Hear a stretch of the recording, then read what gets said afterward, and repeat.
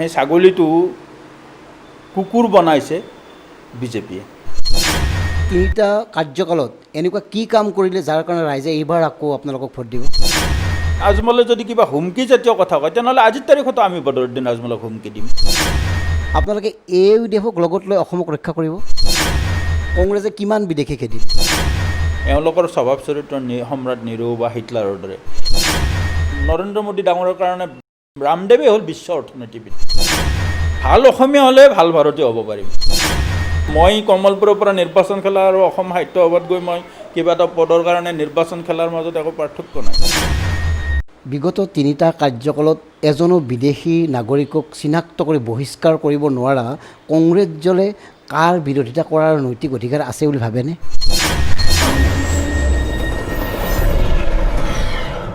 নমস্কাৰ, অসমীয়া নিউজে সকলোকে পুনৰবাৰ স্বাগতম জনাইছে। আজি আমি উপস্থিত আছোঁ অসম প্ৰদেশ কংগ্ৰেছ কমিটিৰ জ্যেষ্ঠ মুখপাত্ৰ, এসময়ৰ গুৱাহাটী বিশ্ববিদ্যালয়ৰ সাধাৰণ সম্পাদক কিশোৰ ভট্টাচাৰ্যৰ বাসগৃহত। আমি তেখেতৰ লগত সাম্প্ৰতিক সময়ৰ বিভিন্ন কথা বতৰা পাতিম। পূৰ্বেই অসমীয়া নিউজলৈ তেখেতৰ শুভাশীষ বিচাৰিছোঁ। ধন্যবাদ। মই প্ৰথমে অসমীয়া নিউজলৈ আন্তৰিক শুভেচ্ছা জ্ঞাপন কৰিছোঁ। এটা নতুন যাত্ৰা, নতুন আৰম্ভণি।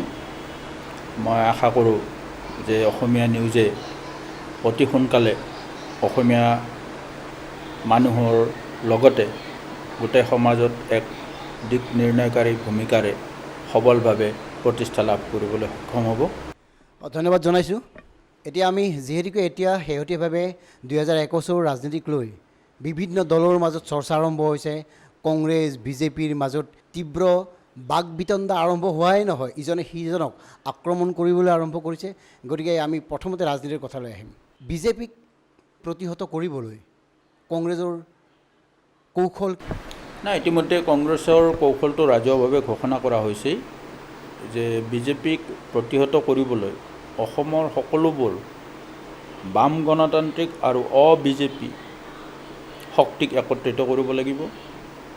আৰু তেতিয়াহে, কাৰণ বিজেপি এটা কথা প্ৰমাণ কৰিছে, ইলেকশ্যন মেনেজমেণ্টটো বিজেপিৰ খুব ষ্ট্ৰং। আপুনি জানে যে এবাৰ এজন ব্ৰাহ্মণে এটা ছাগলী কান্ধত লৈ আহিছিলে। তো কেইজনমান যুৱকৰ, উদণ্ড যুৱকৰ ছাগলীটো খাবৰ মন গ'ল। গতিকে তেওঁলোকে ভাগ ভাগ হৈ দেও কুকুৰটোলৈ ক'লৈ যায় বুলি ভাগ ভাগ হৈ তেওঁলোকে একেটা প্ৰশ্ন কৰাৰ পিছত অৱশেষত ব্ৰাহ্মণজনো কনভিন্স হ'ল যে তেওঁ আচলতে ছাগলী কঢ়িয়াই অনা নাই। কাৰণ ইমানবোৰ মানুহে কৈছে যেতিয়া, ইমানকেইজন যুৱকে যেতিয়া কৈছে বেলেগ বেলেগ সময়ত বেলেগ বেলেগ ঠাইত লগ পাওঁতে, গতিকে এইটো নিশ্চয় কুকুৰেই হয়। বিজেপিৰ সেই পাৰদৰ্শিতাটো আছে। ব্ৰাহ্মণ কোন? এটা ব্ৰাহ্মণ হ'ল আচলতে ক'ব গ'লে সমাজখন ব্ৰাহ্মণ। আৰু এই যিটো ব্ৰাহ্মণে যিটো ছাগলী লৈ আহিছে, সেই ছাগলীটো কুকুৰ বনাইছে বিজেপিয়ে। এতিয়া মই আপোনাক সুধিব খুজিছোঁ, আপোনালোকক ৰাইজে কিয় ভোট দিব? নাই, এটা কথা ঠিক, মই এইটো অস্বীকাৰ নকৰোঁ যে বিগত সময়ছোৱাত কংগ্ৰেছৰ শাসন কালত বহুত ইতিবাচক কাম হৈছে অসমত। আপুনি জানে যে অসমত 2001 চনৰ পৰা 2016 চনলৈকে যেতিয়া চৰকাৰ আছিলে, তেতিয়া অসমত যথেষ্ট উন্নয়নমূলক কাম হৈছে। কিন্তু তাৰ মাজতো 2-4টা এনেকুৱা ভুল হয়তো হৈছিল আমাৰ, যাৰ কাৰণে অসমৰ মানুহে কংগ্ৰেছক ভুল বুজিছিল বা কংগ্ৰেছৰ প্ৰতি অকণমান মোহভংগ হৈছিলে। আৰু তাৰ আৰু এটা ডাঙৰ কাৰণ আছিলে আমাৰ একেবাৰে শেষৰ কাৰ্যকালটোত আমাৰ দলৰ মাজতে হোৱা ক্ষমতাকেন্দ্ৰিক কিছু দ্বন্দ্ব। গতিকে এই দ্বন্দ্বই আমাৰ সেই সময়ত ডেভেলপমেণ্টৰ কাম কাজ স্থবিৰ কৰি পেলাইছিলে। তাৰ বাহিৰে আপুনি যদি চাব যে এখন বিধ্বস্ত ৰাজ্যক ভাৰতবৰ্ষৰ অন্যান্য ৰাজ্যৰ লগত ফেৰ মাৰিব পৰা কৰি এখন ৰাজ্য, ভাল ৰাজ্য হিচাপে গঢ়ি তুলিব তৰুণ গগৈ ডাঙৰীয়াই যথেষ্ট সফলতাৰে কাম কৰিছিল। আৰু তাৰ ফল আমি দেখিছোঁ। অসমত নেশ্যনেল গেমছ হ'ল, অসমৰ কৰ্মচাৰী যেতিয়া দৰমহা পোৱা নাছিলে, তেতিয়া দৰমহা নিয়মীয়া হ'ল, অসমৰ ৰাজহ বৃদ্ধি হ'ল, অসমত যথেষ্ট উন্নয়নমূলক কাম হ'ল, মেডিকেল কলেজ হ'ল, শিক্ষানুষ্ঠান হ'ল, ষ্টেডিয়াম হ'ল, মুঠতে এটা ৰাস্তা ঘাট হ'ল। মোৰ যিমান দূৰ মনত পৰে কংগ্ৰেছৰ দিনত প্ৰায় 28,000 কিলোমিটাৰ ৰাস্তা পকী কৰা হৈছিলে, অথচ যি সময়ত তাত যাতায়াতৰ কোনো উপযোগী পথ মূল পথসমূহে যাতায়াতৰ উপযোগী হৈ থকা নাছিলে। ইমানবোৰ কাম কৰাৰ পিছতো মই যিকেইটা কাৰণ ক'লোঁ, ইমানবোৰ কাম কৰাৰ পিছতো আচলতে শেষৰ কাৰ্যকালটোৰ এই ধৰণৰ কথা বতৰাবিলাকৰ কাৰণে ৰাইজৰ কংগ্ৰেছৰ প্ৰতি মোহভংগ হ'ল। আৰু একে সময়তে কি হ'ল যে অধিক বেছি প্ৰত্যাশা জগাই তোলা হ'ল বিজেপি দলৰ তৰফৰ পৰা অসমৰ ৰাইজৰ, অসমৰ মানুহৰ মাজত এখন লাচিতৰ, এখন শৰাইঘাটৰ শেষ যুদ্ধ, বিদেশী ইয়াৰ পৰা টালি টোপোলা বান্ধিব লাগিব, একেবাৰে খিলঞ্জীয়া লোকৰ ইয়াত চৰকাৰ হ'ব, সকলো সময়তে বিদ্যুৎ অপৰ্যাপ্ত হ'ব। তেওঁলোকে কি কৈছিলে কি কোৱা নাছিলে আমি পৰৱৰ্তী সময়লৈ যাম।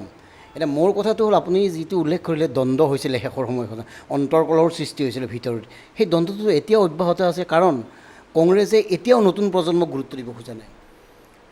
দ্বন্দ্ব সকলোবোৰ ৰাজনৈতিক দলত এটা স্বাভাৱিক ক্ষমতাকেন্দ্ৰিক দ্বন্দ্ব থাকেই, এইটো মানে অপ্ৰিয় সত্য। অলপ বামপন্থী দলবিলাকত তুলনামূলকভাৱে কম, মানে বা থাকিলেও এইটো ৰাইজৰ দৃষ্টিত লৈ নাহে, ৰাইজৰ দৃষ্টিত নপৰে। কিন্তু বাকী যিবিলাক অন্যান্য ৰাজনৈতিক দল আছে সকলোতে ক্ষমতাকেন্দ্ৰিক দ্বন্দ্ব আছে। কেতিয়াবা সেইবোৰ প্ৰকট হৈ যায়, আৰু যেতিয়া ক্ষমতাকেন্দ্ৰিক দ্বন্দ্বটো একেবাৰে চূড়ান্ত পৰ্যায়ত উপনীত হয় তেতিয়া কিন্তু দলটোৰো ক্ষতি হয়, সমাজখনৰো ক্ষতি হয়, আৰু মানে জনসাধাৰণৰো ক্ষতি হয়। গতিকে এতিয়াও কংগ্ৰেছত দ্বন্দ্ব আছে, মই এইটো অস্বীকাৰ নকৰোঁ। আৰু হয়তো যেতিয়ালৈকে ৰাজনৈতিক দল থাকিব, যেতিয়ালৈকে এই গণতান্ত্ৰিক ব্যৱস্থা থাকিব, তেতিয়ালৈকে ক্ষমতাকেন্দ্ৰিক দ্বন্দ্ব থাকিবই সকলো দলতে। কিন্তু প্ৰশ্ন হ'ল সেইটোৰ প্ৰভাৱ ৰাইজৰ ওপৰত কিমান দূৰ পৰিছে। সেই প্ৰভাৱটো যদি ৰাইজৰ ওপৰত নপৰে তেতিয়ালৈকে ঠিক আছে। এইবাৰ আপোনালোকক যদি ৰাইজে সোধে, বিগত 3টা কাৰ্যকাল আপোনালোকৰ নেতৃত্বাধীন চৰকাৰ হৈছিল, সেই 3টা কাৰ্যকালত এনেকুৱা কি কাম কৰিলে যাৰ কাৰণে ৰাইজে এইবাৰ আকৌ আপোনালোকক ভোট দিব? সেই 3টা কাৰ্যকালৰ প্ৰথম কথা, কংগ্ৰেছে ৰাইজৰ, অসমীয়া মানুহৰ, অসমৰ মানুহৰ মনলৈ এটা বিশ্বাস ঘূৰাই আনিছিলে। বিশ্বাস হ'ল যে আমি অৰ্থনৈতিকভাৱে স্বাৱলম্বী হ'ব পাৰোঁ, এখন ভাল চৰকাৰে ৰাইজৰ অভাৱ অভিযোগ পূৰণ কৰিবলৈ সক্ষম হয়, আৰু আমি শান্তি আৰু সম্প্ৰীতিৰে আগুৱাই শান্তি সম্প্ৰীতি আৰু উন্নয়নৰ দিশত আমি আগুৱাই যাবলৈ সক্ষম অসমীয়া মানুহখিনি। কাৰণ ইয়াৰ আগৰ যিটো, কাৰণ এইটো আপুনি আজিৰ তাৰিখৰ পৰা বিশ্লেষণ কৰিলে নহ'ব। 2001 চনত যেতিয়া কংগ্ৰেছ চৰকাৰ ক্ষমতালৈ আহিছিলে, সেই সময়ছোৱাৰ কথা যদি মনত পেলাই আপুনি ভাবে, তেতিয়া মানুহটো ঘৰৰ পৰা ওলাই গ'লে নিশা ঘূৰি আহিবনে নাই তাৰ কোনো নিশ্চয়তা নাছিলে। গুপ্ত হত্যাৰ বিভীষিকা, আলফাৰ দ্বাৰা মানুহ অপহৃত, আলফাৰ দ্বাৰা মানুহক হত্যা, কৰ্মচাৰীৰ দৰমহা নাই, চাৰিওফালে এক অৰাজক পৰিস্থিতি। সেই অৰাজক পৰিস্থিতিৰ পৰা ৰাজ্যখনক এক শান্তিপূৰ্ণ অৱস্থালৈ ঘূৰাই অনা, আৰু সমান্তৰালভাৱে উন্নয়নৰ দিশত আগবঢ়াই নিয়া, সমান্তৰালভাৱে মানুহৰ মানে সামাজিক নিৰাপত্তা সুনিশ্চিত, এই গোটেইবোৰ কাম কৰিবলৈ কংগ্ৰেছে সমৰ্থন হৈছিলে। গতিকে সেইকাৰণে মই ভাবোঁ যে সেইবোৰ কামৰ যদি বিশ্লেষণ কৰা যায় তেনেহ'লে এইটো কথাও প্ৰতীয়মান হৈছে, যোৱা সময়ছোৱাত আপুনি দেখিছে ভাৰতবৰ্ষৰ স্বাধীনতাৰ পিছত কয়েই মানে যে কংগ্ৰেছে ইমান বছৰ শাসন কৰিলে, কি কৰিলে, কিন্তু কংগ্ৰেছে যি কৰিলে তাৰ এতিয়ালৈকে যিখিনি অকংগ্ৰেছী চৰকাৰ হ'ল, সেইখিনি চৰকাৰে কি কৰিলে, দুয়োটাৰ তুলনা কৰিলে আপুনি গম পাব তাৰ বেছিক পাৰ্থক্যটো কি, তাৰ মূল পাৰ্থক্যটো কি। কংগ্ৰেছৰ শাসনত সদায় এটা সামাজিক নিৰাপত্তাৰ যিটো বিষয়, সেইটো সদায় অগ্ৰাধিকাৰ পায়, আৰু সাম্প্ৰদায়িক সম্প্ৰীতিটো অগ্ৰাধিকাৰ পায়। আপোনালোকে AUDF-ক লগত লৈ অসমক ৰক্ষা কৰিব? AUDF নহয়, এইটো আচলতে এতিয়ালৈকে এটা ভুল বাৰ্তা সকলোবোৰ সংবাদ মাধ্যমৰ যোগেদি ৰাইজৰ মাজলৈ গৈ আছে যে আমি অকল AUDF-ৰ লগত মিত্ৰতা কৰিব খোজা নাই। AUDF থাকিব পাৰে। AUDF যদি দিল্লীত NDA চৰকাৰৰ 2014 চনত অংশীদাৰ হ'ব পাৰে, আৰু AUDF-ৰ দৰেই অকল ইছলামিক বিষয়বোৰত প্ৰাধান্য দিয়া মেহবুবা মুফতিৰ লগত যদি বিজেপিয়ে চৰকাৰ কৰিব পাৰে, গণতন্ত্ৰত এইবোৰ সম্ভৱ। কাৰণ গণতন্ত্ৰৰ কথা হ'ল কি, চৰকাৰ গঠন কেনেকৈ, গণতন্ত্ৰত সম্ভৱ নে ৰাজনীতিত সম্ভৱ? কথাটো একেটাই। গতিকে প্ৰথম কথা কি অসমৰ মানুহৰ মাজত যে AUDF সম্পৰ্কে ইমান এটা প্ৰচাৰ চলোৱা হৈছে, মইতো এইটোক অপপ্ৰচাৰ বুলি ক'ম। প্ৰথম যদি AUDF অস্পৃশ্য তেনেহ'লে AUDF আমি প্ৰথম বিচাৰ কৰিব লাগিব AUDF দলৰ সাংবিধানিক বৈধতা আছেনে নাই। AUDF দলক ভাৰতবৰ্ষৰ নিৰ্বাচন আয়োগে স্বীকৃতি দিয়া দল হয়নে নহয়। যদি তেওঁলোক স্বীকৃতিপ্ৰাপ্ত দল হয়, তেওঁলোকৰ যদি সাংবিধানিক বৈধতা আছে, তেনেহ'লে তেওঁলোকে যদি অকলে ইলেকশ্যন খেলিব পাৰে, তেওঁলোকে আন এটা দলৰ লগত লগ লাগি কোৱালিশ্যন কৰিবলৈ কিয় মানে মিত্ৰতা কৰিবলৈ তেওঁলোকে কিয় চৰকাৰ কৰিব মানে নিৰ্বাচন খেলিব নোৱাৰে বা চৰকাৰ কৰিব নোৱাৰে। চব কৰিব পাৰে, তেওঁলোকৰ বৈধতা আছে, গণতান্ত্ৰিকভাৱে অধিকাৰ আছে, কিন্তু আপোনালোকৰ প্ৰাক্তন মুখ্যমন্ত্ৰী তৰুণ গগৈয়ে এদিন কৈছিল হু ইজ বদৰুদ্দিন, আৰু সেইবাৰ হু ইজ বদৰুদ্দিনে কিন্তু কংগ্ৰেছক শাসন অধিষ্ঠ কৰিছিল। এইবাৰ আকৌ বদৰুদ্দিন ইজ আৱাৰ চ'ল বা বদৰুদ্দিন ইজ আৱাৰ পাৰ্টনাৰ এনেকৈ ক'লেতো নহ'ব। নহয়, সেই সময়ত প্ৰসংগটো বেলেগ আছিল। সেই সময়ত বদৰুদ্দিন আজমলেও হুমকি দিছিলে ময়ো অসমৰ মুখ্যমন্ত্ৰী হ'ব পাৰোঁ, মোৰো অসমৰ মুখ্যমন্ত্ৰী হোৱাৰ যোগ্যতা আছে। গতিকে সেই সময়ত বদৰুদ্দিন আজমলৰ সেই সময়ত যিটো হুমকি আছিলে তাৰ কাউণ্টাৰ আছিলে হু ইজ বদৰুদ্দিন। এতিয়া বদৰুদ্দিনে নিজে কৈছে মই অসমৰ মুখ্যমন্ত্ৰী হোৱাৰ মোৰ কোনো হাবিয়াস নাই, আমাৰ সংখ্যা ইমান ঢুকি নাপায়, আমি কেৱল বিজেপিৰ বিৰুদ্ধে অপশাসনৰ বিৰুদ্ধে আমি এটা ঐক্য বিচাৰিছোঁ। গতিকে যদি সেইটোলৈকে তোমালোক নমনীয় হৈছে তেনেহ'লে তোমালোকক আমি পাৰ্টনাৰ কৰি লোৱাত অসুবিধা নাই। কিন্তু আজিৰ তাৰিখতো যদি বদৰুদ্দিনে আজমলে যদি কিবা হুমকি জাতীয় কথা কয় তেনেহ'লে আজিৰ তাৰিখতো আমি বদৰুদ্দিন আজমলক হুমকি দিম, এইটোত কোনো কম্প্ৰমাইজ নাই। মনত ৰাখিব আমি অসমত ৰাজনীতি কৰিছোঁ, আমি এইখন গোপীনাথ বৰদলৈৰ অসম কংগ্ৰেছ। আৰু এটা কথা অসমৰ মানুহৰ জ্ঞাতাৰ্থে মই জনাই থৈ দিওঁ যে আমাৰ প্ৰদেশ কংগ্ৰেছবিলাকৰ এটা স্বকীয়তা আছে আগৰ পৰা। সেইকাৰণে আপুনি চাব অসম প্ৰদেশ কংগ্ৰেছ কমিটি, আমাৰ বিজেপি অসম শাখা নহয়, আমাৰ অসম প্ৰদেশ কংগ্ৰেছ কমিটি, বিহাৰ প্ৰদেশ কংগ্ৰেছ কমিটি, আমাৰ প্ৰদেশ কংগ্ৰেছ কমিটিবোৰ একোটা ইণ্ডিপেণ্ডেণ্ট বডি। কেৱল এইটো AICCৰ দ্বাৰা আমাৰ এটা সৰ্বভাৰতীয় গোট, তাৰ দ্বাৰা আমাৰ তাৰ পৰা নীতি নিৰ্ধাৰণ হয় সেইখিনি মানুহ। কাৰণ গোপীনাথ বৰদলৈ সেই দিনতে AICCৰ ডিচিশ্যনক হেৰি কৰিছিল, জৱাহৰলাল নেহৰুৰ ডিচিশ্যনক গোপীনাথ বৰদলৈ অপ'জ কৰিছিলে। গতিকে এনেকুৱা অজস্ৰ উদাহৰণ আছে। গতিকে মই সেইকাৰণে কৈছোঁ অসম প্ৰদেশ কংগ্ৰেছ কমিটিয়ে অসমৰ খিলঞ্জীয়া মানুহক লৈহে ৰাজনীতি কৰিছে। ইয়াত আমাৰ ঠাইত আমাক কোনোবাই হুমকি দিব সেইটো কিন্তু প্ৰদেশ কংগ্ৰেছে কেতিয়াও সহ্য নকৰে। বদৰুদ্দিনৰ হাতত ধৰি কংগ্ৰেছে ৰাজ্য ৰক্ষা কৰিব এই কথাটো মানি ল'বলৈ অলপ টান হয়। IMDT আইন যেতিয়া বাতিল হ'ল তেতিয়া এনেকুৱা এটা ধাৰণাৰ জন্ম হ'ল সংখ্যালঘু লোকসকলৰ মাজত, IMDT গ'ল মানে এতিয়া সকলোবোৰ সংখ্যালঘু অসমৰ পৰা বিতাড়িত হ'ব লাগিব। আৰু সেই যিটো শংকা, সেই শংকাটোকে মূলধন কৰি লৈ বদৰুদ্দিন আজমল ডাঙৰীয়াই AUDF দলৰ গঠন কৰিছিল। কিন্তু পৰৱৰ্তী সময়ত দেখা গ'ল খিলঞ্জীয়া মানুহ, আমাৰ যিখিনি সংখ্যালঘু সম্প্ৰদায়ৰ মূলতঃ মানুহ, তেওঁলোকেও আশ্বস্ত হ'ল যে অকল IMDT বাতিল হ'লেই তেওঁলোকৰ নাগৰিকত্বৰ প্ৰশ্ন নাই, নাগৰিকত্বৰ বিষয়টোৰ লগত অসম চুক্তিখন জড়িত হৈ আছে। আৰু বদৰুদ্দিন আজমল ডাঙৰীয়াই বা AUDF দলে অসম চুক্তিক মানি লৈছে, স্বাগতম কৰিছে যে যিটো কাট অফ ইয়াৰ, যিটো সদৌ অসম ছাত্ৰ সন্থাই যিখিনি কথা কৈছে। আজিৰ তাৰিখত বদৰুদ্দিন আজমল বা AUDFক অপ'জ কৰিব লগা কোনো এটা ৰাজনৈতিক বক্তব্য আপুনি দেখুৱাই দিব পাৰিবনে?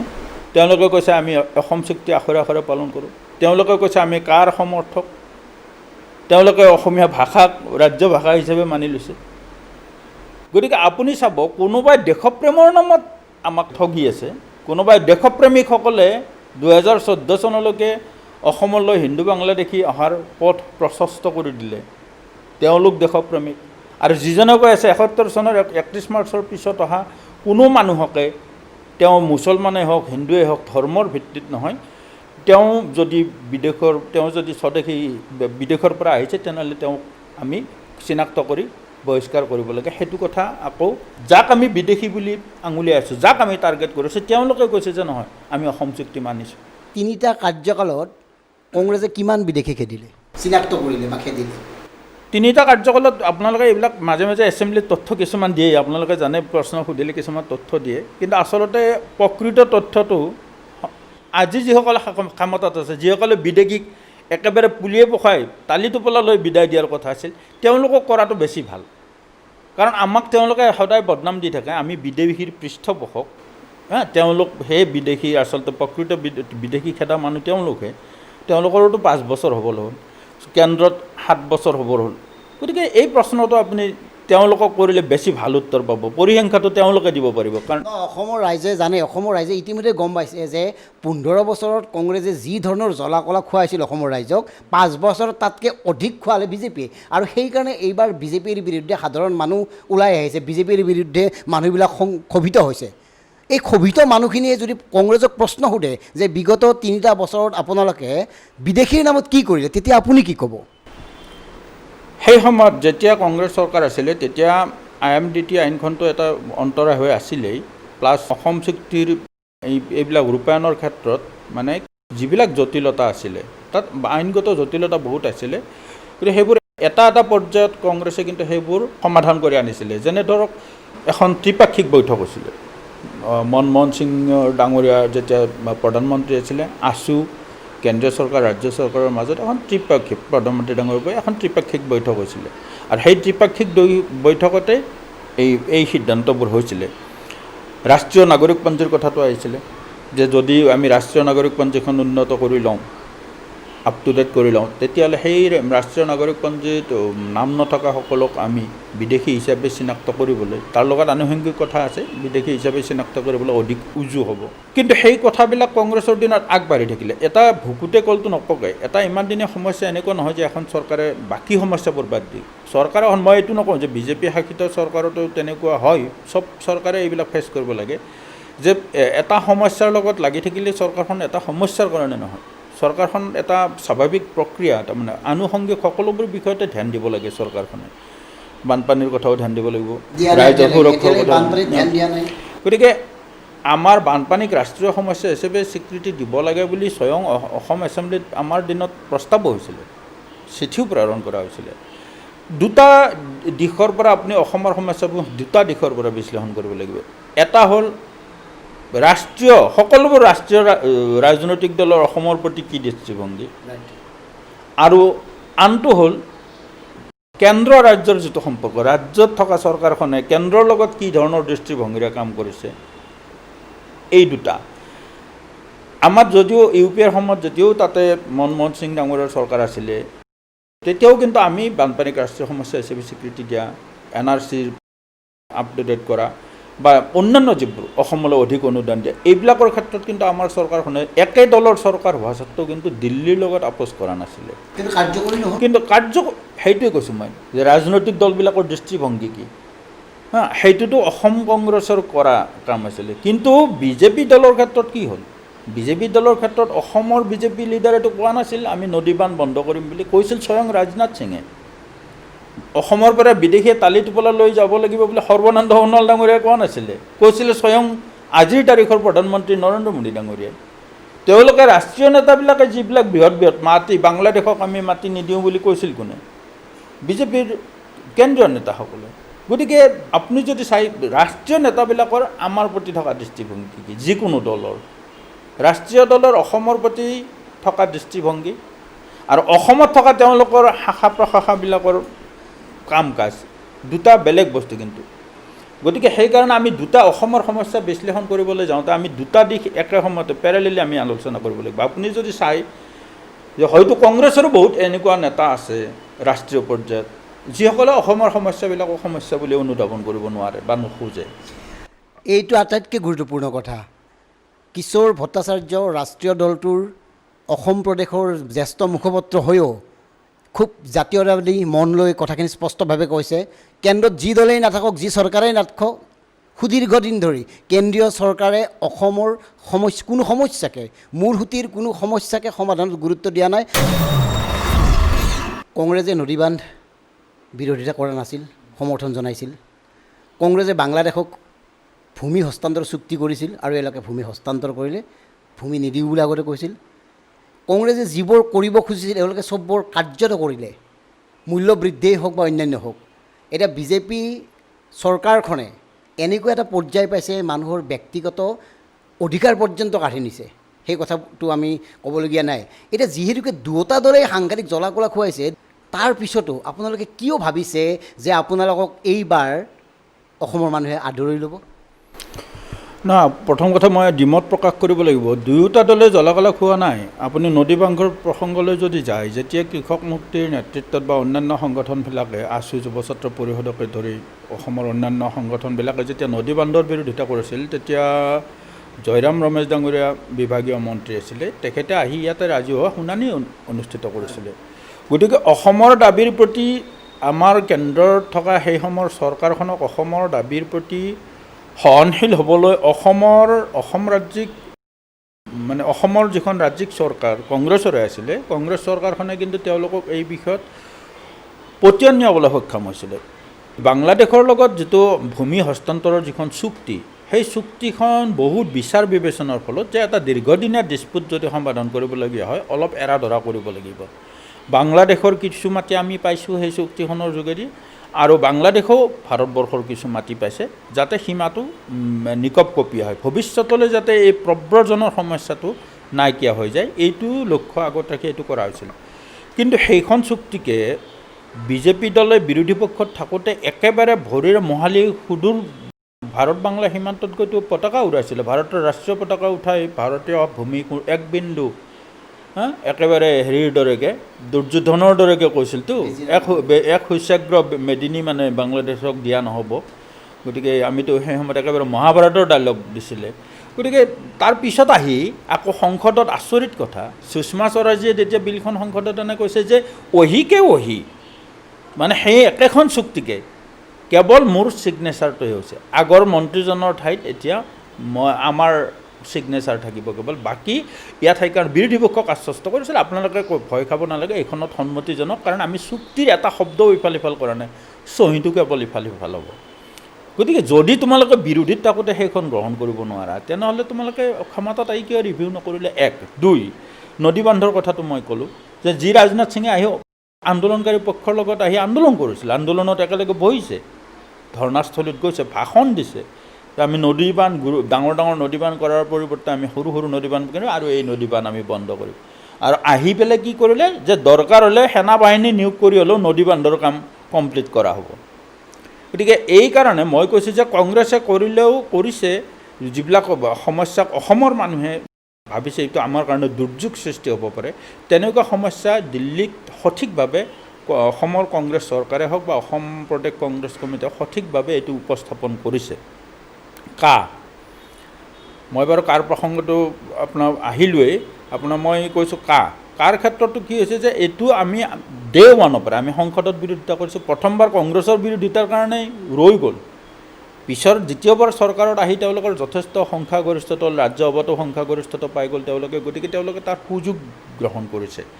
গতিকে মই প্ৰতিটো বিষয়তে দেখিছোঁ যে এই চৰকাৰখনে দিল্লীকক ৰাজ্যকক এই চৰকাৰখনে যিবোৰ প্ৰতিশ্ৰুতি দিছিল, দুটা কথা, মই আপোনাক এটা প্ৰতিশ্ৰুতি দিছোঁ, সেইটো ৰক্ষা কৰিব নোৱাৰাটো এটা বেলেগ কথা, কিন্তু মই আপোনাক যিটো প্ৰতিশ্ৰুতি দিছোঁ তাৰ বিপৰীতে কৰা কামটো বেছি ডাঙৰ অপৰাধ, আৰু বিজেপি চৰকাৰখনে সেই অপৰাধটো কৰিছে। আৰু তাত আটাইতকৈ ডাঙৰ কথা কি, যিটো অহমিকা, কোনোবাই ভুল আঙুলিয়াই দিলে তেওঁলোকে মানি ল'ব নোখোজে, ওলোটাই সেই মানুহজনৰ বাক স্বাধীনতা হৰণ কৰিব খোজে। যোৱা সময়ছোৱাত ভাৰতবৰ্ষত বহুত সাংবাদিক লাঞ্ছিত হ'ল, আনকি বহুতে ন্যায় ব্যৱস্থাৰ লগত জড়িত বহুত মানুহো হাৰাশাস্তিৰ সন্মুখীন হৈছে। সাধাৰণ নাগৰিকৰতো কথাই নাই, আপোনালোকে দেখিছে দৈনিক তেনেকুৱা ঘটনা ঘটিছে, মৃত্যু পৰ্যন্ত হৈছে দুষ্কৃতিকাৰীৰ হাতত, মানে তথাকথিত দুষ্কৃতিকাৰীৰ হাতত মানে মৃত্যু পৰ্যন্ত হৈছে। আৰু তাৰ কাৰণ হ'ল কি, যে তেওঁলোকে বিজেপিৰ অপশাসনৰ বিৰোধিতা কৰিছে। গতিকে মই এইটো আপোনাৰ তুলনা কৰিব পাৰি, ধৰক এসময়ত সেইটো হিটলাৰৰ সময়ত হৈছিলে, এওঁলোকৰ স্বভাৱ চৰিত্ৰ সম্ৰাট নিৰো বা হিটলাৰৰ দৰে, হিটলাৰৰ লগত মানে বেছি সামঞ্জস্য দেখা যায়। এতিয়া টেলিভিশ্যন আহিছে, তেতিয়া টেলিভিশ্যন নাছিল কাৰণে হিটলাৰে ৰেডিঅ'টো ব্যৱহাৰ কৰিছিলে, যেতিয়াই চান্স পায় ৰেডিঅ'ত খুব উদাত্ত ভাষণ দিয়ে। আৰু সেইকাৰণে মই ভাবোঁ যিবিলাক কথা আৰু মিছা কথা বাৰে বাৰে ক'ব লাগে, মিছা কথা বাৰে বাৰে ক'ব লাগে, বাৰে বাৰে ক'লে এইটো মানুহে সঁচা বুলি ভাবিবলৈ আৰম্ভ কৰে। আৰু আটাইতকৈ ডাঙৰ কথা হৈছে কি, এই চৰকাৰখনৰ অৰ্থনীতি পৰিচালনা কৰাৰ যিটো দক্ষতা, সেইটো আটাইতকৈ বেছি অভাৱ, যাৰ কাৰণে আজিৰ তাৰিখত ভাৰতবৰ্ষৰ মানুহে বেছি সমস্যাৰ সন্মুখীন হৈছে। আৰু মই দেখিছোঁ যে আমাৰ প্ৰধানমন্ত্ৰীগৰাকীয়ে তেখেতে কাৰো কথা নুশুনে, শুনিব নোখোজে, তেখেতে যিটো ভাবে এইটো মই ভাবিছোঁ, গতিকে এইটো ভাৰতবৰ্ষৰ মানুহে ভাবিছে, এইটো ভাৰতবৰ্ষৰ মানুহে মানিব লাগিব। তেওঁ ভাবিছে তেওঁ কেন্দ্ৰীয় কেবিনেটক মিটিঙত বহুৱাই থৈ তেওঁ টিভিত ঘোষণা দিব গৈছে 12টাৰ বজাৰ পিছত 500 টকীয়া নোট আৰু 1000 টকীয়া নোট বন্ধ, তেওঁৰ কেবিনেট কলিগে গম নাপায়। যদি ডিমনিটাইজেশ্যনটো ভাল বস্তু হ'লহেঁতেন তেনেহ'লে মনমোহন সিঙৰ দৰে অৰ্থনীতিবিদে সেইটো নকৰাকৈ নাথাকিলেহেঁতেন। কাৰণ মনমোহন সিঙে চন্দ্ৰশেখৰৰ দিনত যেতিয়া আমি সোণ বন্ধ কৰি থ'বলগীয়া অৱস্থা হৈছিল, সেই অৰ্থনীতিক পুনৰ বিকাশৰ দিশে লৈ অহা ব্যক্তিজন হৈছে মনমোহন সিং। আৰু নৰসিংহ ৰাও ডাঙৰীয়াই সেই সময়ত সঠিক ৰত্নই বাছি লৈছিলে। মনমোহন সিং ডাঙৰীয়াই যদি জানিলেহেঁতেন, ভাবিলেহেঁতেন বা বুজি পালেহেঁতেন বা দেখিলেহেঁতেন যে ভাৰতৰ বিকাশ সম্ভৱ হ'ব ডিমনিটাইজেশ্যন কৰিলে, তেনেহ'লে নিশ্চয় মনমোহন সিঙে কৰিলেহেঁতেন। ৰামদেৱে আমি দেখিছোঁ ইলেকশ্যনৰ আগত ৰামদেৱে খুব কৈছে 5500 টকীয়া আৰু 1000 টকীয়া বেন কৰি দিয়ক, দেখিব তেওঁ যাই যোগ শিকাব, গৈ প্ৰচাৰ কৰে এইবিলাকতো সেই সময়ত। গতিকে ৰামদেৱে কৈছে, আৰু ৰামদেৱে হ'ল নৰেন্দ্ৰ মোদী ডাঙৰৰ কাৰণে ৰামদেৱে হ'ল বিশ্ব অৰ্থনীতিবিদ। গতিকে ৰামদেৱে কৈছে, গতিকে তেওঁ নোট বেন কৰি দিছে। তাৰ আগতে আমি নোট বেন কৰিবলৈ তেনেকুৱা ৰাজহুৱাকৈ উত্তপ্ত ভাষণ দিয়া ব্যক্তি কেৱল ৰামদেৱকে দেখিছিলোঁ। তেওঁ যোগ শিকাবলৈ গৈ ভাৰতবৰ্ষৰ দুৰ্নীতি নিৰ্মূল কৰিবলৈ, ভাৰতবৰ্ষৰ অৰ্থনৈতিক বিকাশ কৰিবলৈ তেওঁ দুটাই পদ দিছিল ৰামদেৱে, সেইটো হ'ল 500 টকীয়া আৰু 1000 টকীয়া নোট বন্ধ কৰিব লাগে আৰু ছুইচ বেংকৰ পইচা ঘূৰাই আনিব লাগে, এই দুটাই পদ দিছিল। বিগত 3টা কাৰ্যকালত এজনো বিদেশী নাগৰিকক চিনাক্ত কৰি বহিষ্কাৰ কৰিব নোৱাৰা কংগ্ৰেছ দলে কাৰ বিৰোধিতা কৰাৰ নৈতিক অধিকাৰ আছে বুলি ভাবেনে? নৈতিক অধিকাৰ আছে নহয়, সেইটো কৰিম, সেইটো আমি আগলৈও কৰি যাম। কোনোবাই মানুহে এইটো বিৰোধী পক্ষই এই ধৰণৰ এটা প্ৰচাৰ চলাব খোজে। ময়ো এজন কংগ্ৰেছ কৰ্মী, কিন্তু মই আপোনাক এটা কথা স্পষ্ট কৰি দিওঁ, মই প্ৰথমে এজন অসমীয়া, মোৰ প্ৰথম পৰিচয় অসমীয়া। মইতো জাত পাতক লৈ কেতিয়াও নাভাবোঁৱেই, কিন্তু মই সদায় নিজকে ভাবোঁ মই প্ৰথম এজন গৰ্বিত অসমীয়া, তাৰপিছত মই এজন ভাৰতীয়। মোৰ জাতি ৰক্ষা হ'লে, মোৰ ভাষা ৰক্ষা হ'লে, আৰু অসম কংগ্ৰেছৰ দৃষ্টিভংগীয়ে সেইটো। আপোনাৰ এই দৃষ্টিভংগীৰ কাৰণে হয়তো আপুনি অসম কংগ্ৰেছৰ পৰা উপেক্ষিত হৈ আছে। মই কোনোদিন বিবেকক হত্যা কৰিব নোৱাৰোঁ, মই নিজাতেতো নিজৰ বিবেকক হত্যা কৰিব নোৱাৰোঁ। গতিকে কোনে মোক উপেক্ষা কৰিছে, কোনে প্ৰশংসা কৰিছে, সেইটোলৈ মই কনচাৰ্ণ নহয়। কিন্তু মই জানো মই যিটো আদৰ্শ লৈ আগবাঢ়িছোঁ, মই যিটো আদৰ্শত হকে কাম কৰি আছোঁ, সেইটো মই কৰি আছোঁ। আৰু আপুনি এজন নিজকে গৰ্বিত অসমীয়া বুলি, প্ৰথমতে গৰ্বিত অসমীয়া, তাৰপিছত ভাৰতীয়, এই ধৰণৰ কথাৰ কাৰণে ৰাষ্ট্ৰীয় দলটোৱে অসম প্ৰদেশত আপোনাক যি ধৰণে গুৰুত্ব দিব লাগিছিল দিয়া হোৱা নাই, আপুনি ভাবে? মই অৱশ্যে এটা কথা ঠিক, সকলো মানুহৰ ওপৰতে সকলো মানুহৰ এটা বিশ্বাস আছে। আপুনি যেনেকৈ সাংবাদিকতা কৰিবলৈ আহোঁতে আপুনি এটা বিশ্বাস লৈ আহিছে যে এইখন ফিল্ডত, এই ক্ষেত্ৰখনত মই কাম কৰিব পাৰিম, মই কাম কৰিব পৰাৰ দক্ষতা মোৰ আছে, সেইটো হ'ল আত্মবিশ্বাস।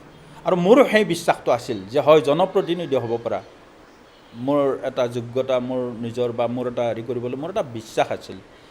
কিছু পৰিমাণে মই সেই বিশ্বাসটো, মোৰ বিশ্বাসটো হয়তো দলৰ চিন্তাৰ লগত মিলা নাই, কিছু পৰিমাণে মই সেই ক্ষেত্ৰত উপেক্ষিত বুলি ভাবোঁ। আৰু সেইকাৰণে কমলপুৰ সমষ্টিটো বাৰে বাৰে কংগ্ৰেছে হাৰি আছে।